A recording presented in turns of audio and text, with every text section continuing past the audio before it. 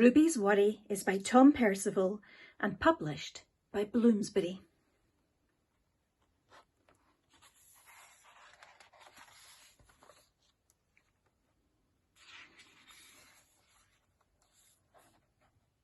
Ruby loved being Ruby.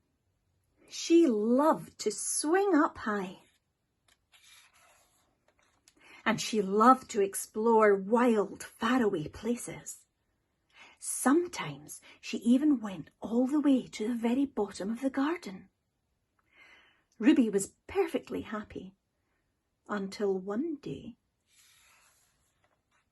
she discovered a worry. It wasn't a very big worry. In fact, it was so small that at first Ruby hardly noticed it. But then the worry started to grow. Each day it got a little bit bigger. It just wouldn't leave her alone. It was there at breakfast, staring at her over the cereal box, and it was still there at night when she cleaned her teeth. The funny thing was that no one else could see Ruby's worry, not even her teacher. So Ruby pretended that she couldn't see it either. She tried to carry on as if everything was normal, but it just wasn't. The worry was always there, stopping her from doing the things that she loved. Ruby wondered if the worry would ever go away. What if it didn't? What if it stayed with her forever?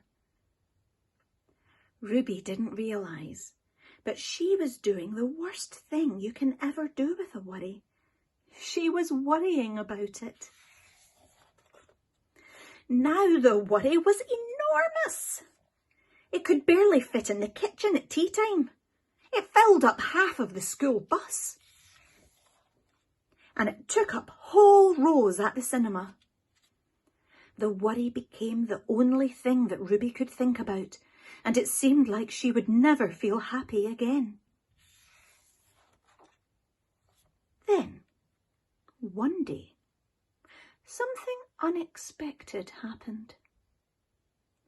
Ruby noticed a boy sitting alone at the park. He looked how she felt. Sad.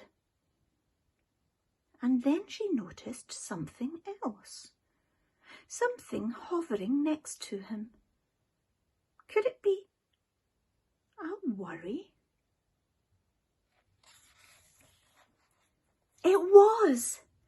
Ruby realised that she wasn't the only person with a worry after all. Other people had them too.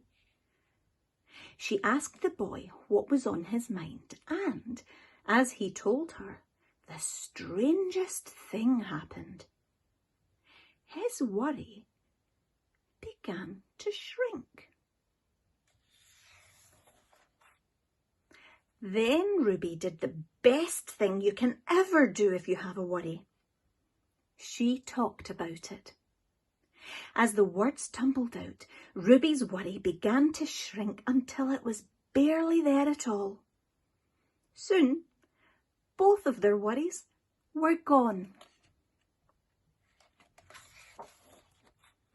Finally, Ruby felt like herself again. Of course, that wasn't the last time she ever had a worry. Everyone gets them from time to time. But now that she knew how to get rid of them, they never hung around for long.